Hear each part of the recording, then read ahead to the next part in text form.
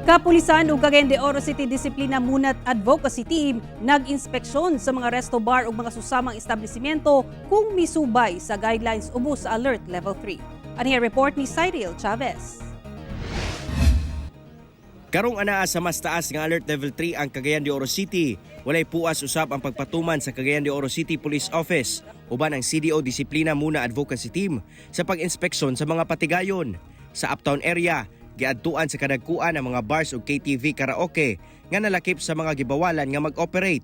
Ang mga resto bars wala gibawalan nga mag-abli apan kinahanglan nga dili sila mamaligya ug ilimnon makahubog sa ilang mga customer. Pagpaklaro sa LGU nga walay liquor ban nga ginapatuman sa syudad, sanglit mamahimo gyapon nga makapalit ang mga Cagayanon sa mga tindahan apan bawal lamang kinainomon sa mga pampublikong lugar. Makita po na dito din sa ato ang city finance kung kapila sila nakabiolate. So depend po ang ilahang corresponding na penalty no sa number 1 ang fine kung pila ang fine, and at the same time kung kapila na ni sila nag-violate, pwede gid sila na i-recommend nga closure sa ilang establishment. Samtang subay sa mando sa National IATF, suka January 14 hangtod 31, ipailawom na sab sa Alert Level 3 ang probinsya sa Bukidnon, Misamis Oriental, Misamis Occidental ug syudad sa Iligan.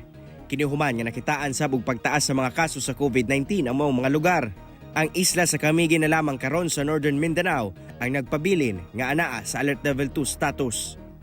Ako, si Cyril Chavez para sa One Mindanao.